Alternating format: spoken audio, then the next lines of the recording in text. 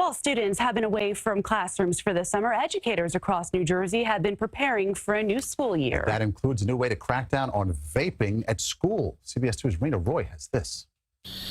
It's a trend among teens that seems to be lingering around much longer than its puffs of smoke. But vaping in high school may have met its match. You need to catch them doing it. According to the FDA, there's been a 78% spike in vaping among high schoolers and a 48% increase in middle school. Since it's commonly reported in school bathrooms, educators are looking for a way to fight back. Vape has become really just epidemic level across the U.S. right now. David Antar is the president of IPVideo Corp. His company created vape detecting technology called Halo, which also detects when vapor has levels of THC in it. His devices are being used in 46 states and 10 school districts across New Jersey, with nearly 100 more sending requests. What's unique about the product is that it can go into areas of privacy like bathrooms, locker rooms, private offices.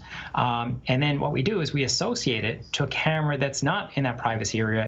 Sparta High School in Sussex County is the latest school to request a few smart detectors to test out, while parents are hopeful it'll work. I think it's a great idea because it's not just vaping, there's stuff inside the vapes. I think the school has a right to monitor their own property. Teens need more convincing. I think they might try to find a different place in the school to vape. Andrew Taveras graduated from Sparta in 2016. Even back then, it was a problem. He says students still use the bathroom as a place to vape, hoping this technology will at least scare some off. It's definitely going to help because they're going to feel a little nervous about going into the bathroom and vaping.